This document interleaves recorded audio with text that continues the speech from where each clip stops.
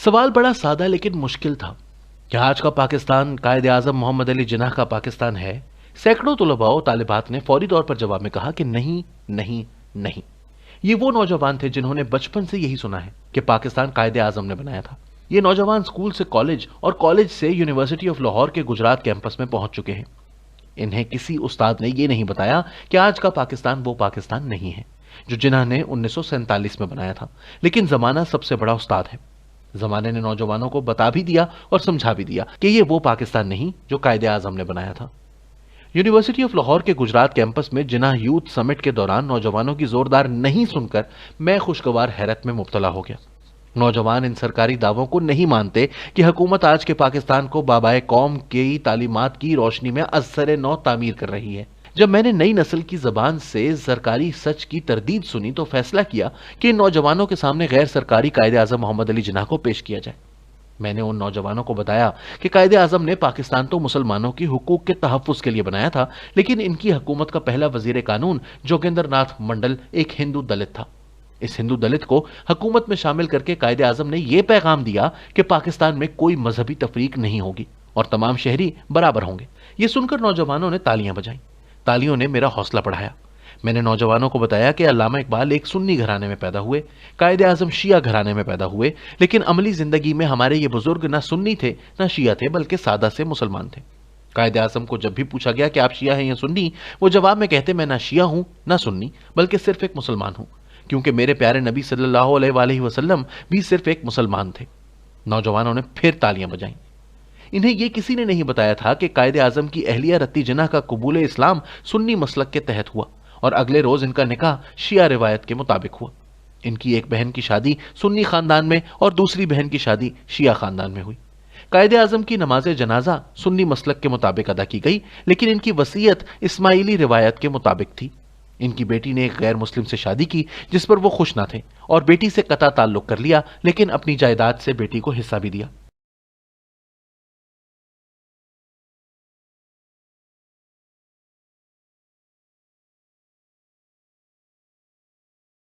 आज पाकिस्तान के हर सरकारी दफ्तर में कायदे आजम की तस्वीर आवेजा है और करेंसी नोटों पर भी कायदे आजम की तस्वीर नजर आती है।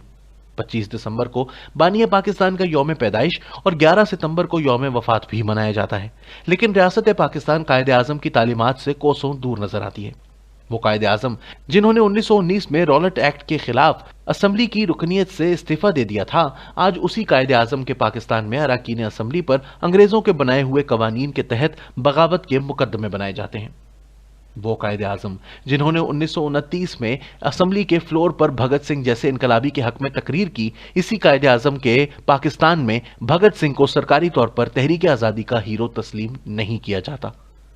आज पाकिस्तानी कौम को यह सरकारी सच तो बताया जाता है कि हुकूमत ने एक बिल पास करके जायदाद में खवातीन के हक को तहफ़्फ़ुज़ दे दिया है, लेकिन यह नहीं बताया जाता कि कायदे आजम ने 16 सितंबर 1937 को central legislative assembly of India से एक शरीयत बिल मंजूर करवाया था, जिसके तहत जायदाद में मुसलमान खवातीन के हुकूक को तहफ़्फ़ुज़ दिया गया था।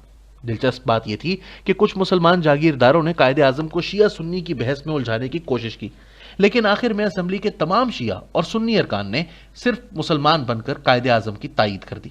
वो कायदे आजम जिन्होंने पाकिस्तान बनने से 10 साल कबल खवातीन को जायदाद में हिस्सा दिलाने के लिए कानून मंजूर कराया, उस कायदे आजम के पाकिस्तान में आज एक नया कानून तो बना लिया गया, लेकिन अभी तक खवातीन को जायदाद में हिस्सा नहीं मिलता, क्योंकि यह पाकिस्तान दरअसल कायदे आजम का पाकिस्तान नहीं। यहां कानून हर ताकतवर की लौंडी बन जाता है। जिन लोगों ने अपने सरकारी दफातर में कायदे आजम की तस्वीर लगा रखी हैं, वो कायदे आजम के पाकिस्तान में एक टेलीफोन कॉल के जरिए मीडिया पर गैर एलानिया सेंसरशिप लगा देते हैं। दरअसल इनको किसी ने बताया ही नहीं कि कायदे आजम तमाम उम्र आज़ादी सहाफत के सिर्फ ज़बानी कलामी हामी नहीं रहे, बल्कि उन्होंने कई सहाफ़ियों के लिए खुद आवाज़ बुलंद की। मुंबई क्रॉनिकल के एडिटर के खिलाफ डिफेंस ऑफ इंडिया रूल्स के तहत कार्रवाई हुई तो कायदे आजम ने इनके हक में असेंबली में तकरीर की। 13 मार्च 1947 को उन्होंने मुंबई में सहाफियों के एक वफ्द से कहा कि मैं तवक्को रखता हूं कि आप कभी किसी से नहीं डरेंगे। अगर मैं या मेरी पार्टी कभी कोई गलती करें और अपने प्रोग्राम से हट जाएं तो मैं चाहूंगा कि आप ईमानदारी से हम पर तनकीद करें। वो कायदे आजम जो पाकिस्तान बनने से चंद रोज कबल सहाफियों को खुद तनकीद की दावत दे रहे थे, उन्होंने जब 11 अगस्त 1947 को अपनी तकरीर में मजहबी रवादारी की बात की तो फोन कॉल के जरिए इनकी तकरीर सेंसर करने की कोशिश की गई। जो डॉन के एडिटर अल्ताफ हुसैन ने नाकाम बना दी। कायदे आजम ने 14 जून 1948 को स्टाफ कॉलेज कोयटा में फौजी अफसरों से खिताब करते हुए आइन में मौजूद इनके हलफ की अहमियत पर रोशनी डाली और इन्हें इनका हलफ पढ़कर सुनाया, जिसमें आइन और मुमलिकत पाकिस्तान से वफादार रहने का वादा शामिल था।